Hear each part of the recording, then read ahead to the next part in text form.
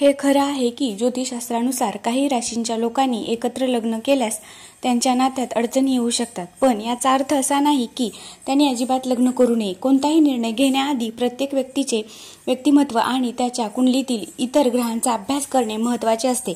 तरीही ज्योतिषशास्त्रातील काही सामान्य नियम आणि ठोकताळे आपण पाहूया.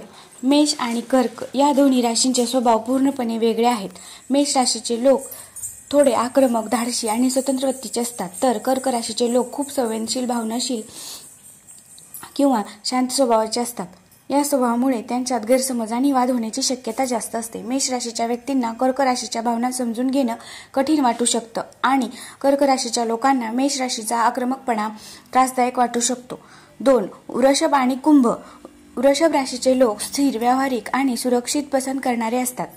त्यांना आयुष्यात बदल आवडत नाहीत आणि ते परंपरावादी विचारांचे असतात. याउलट कुंभ राशीचे लोक आधुनिक, स्वतंत्र आणि अनपेक्षित गोष्टी करणारे असतात. त्यांना नेहमी काहीतरी नवीन करायला आवडतं. त्यांच्यातील हा विरोधाभास त्यांच्या नात्यात तणाव निर्माण करू शकतो. 3. मिथुन आणि वृश्चिक. मिथुन राशीचे लोक खूप बोलके, चंचल आणि सामाजिक असतात. त्यांना नवीन गोष्टी शिकायला आणि नव्या लोकांना भेटायला आवडतं. तर वृश्चिक राशीचे लोक खूप गंभीर, रहस्यमय आणि एकनिष्ठ असतात. त्यांना नात्यात खूप खोलवरची आणि भावनिक गुंतवणूक हवी असते, जी मिथुन राशीच्या लोकांना थोडी जास्त वाटू शकते. यामुळे दोघांमध्ये गैरसमज होण्याची शक्यता असते. सिंह आणि मकर. सिंह राशीचे लोक थोडे अहंकारी, लक्षवेधी आणि उत्साही असतात. त्यांना जीवनात राजेशाही थाट आवडतो. याउलट मकर राशीचे लोक खूप शिस्तबद्ध, महत्वाकांक्षी आणि व्यावहारिक असतात. त्यांना अनावश्यक खर्च आणि दिखावा आवडत नाही. यामुळे त्यांच्या जीवनशैली आणि विचारांमध्ये मोठा फरक दिसून येतो, ज्यामुळे त्यांच्यात वाद होऊ शकतात. हे सर्व सामान्य नियम आहेत. नात्यात यश मिळवण्यासाठी केवळ राशीवर अवलंबून राहण्याऐवजी एकमेकांना समजून घेणं, संवाद साधणं आणि एकमेकांचा आदर करणं जास्त महत्त्वाचं आहे. धनु आणि कन्या. धनु राशीचे लोक खूप आशावादी, स्वातंत्र्यप्रेमी आणि थोडे भीकफिकर असतात. त्यांना नवीन ठिकाणी फिरणे आणि वेगवेगळ्या गोष्टी अनुभवणे आवडते. याउलट कन्या राशीचे लोक खूप व्यावहारिक, शिस्तबद्ध आणि प्रत्येक गोष्टीत परिपूर्णता शोधणारे असतात. धनु राशीच्या बेफिकर वृत्ती कन्या राशीला त्रासदायक वाटू शकते, तर कन्या राशीचे नियम आणि शिस्त धनु राशीला बंधनकारक वाटू शकते. मीन आणि तुळ.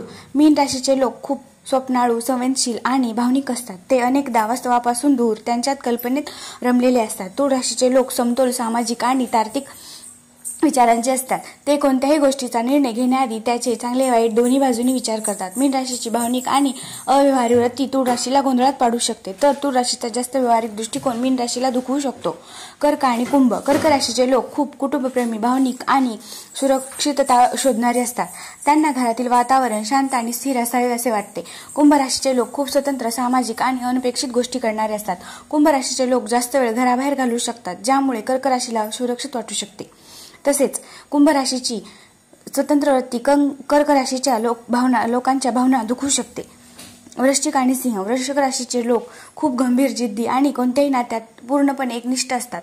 त्यांना नात्यात खूप खोलवरची भावना, प्रामाणिकपणा हवे असतात. सिंह राशीचे लोक थोडे अहंकारी, लक्षवेधी आणि प्रसिद्धी मिळवणारे असतात. त्यांना इतरांचे लक्ष नेहमी आपल्याकडे असावे असे वाटते. यामुळे वृश्चिक आणि सिंह यांच्यात वर्चस्वावरून वाद होऊ शकतो. दोघांनाही आपलं म्हणणं खरं वाटतं, ज्यामुळे नात्यात तणाव वाढू शकतो.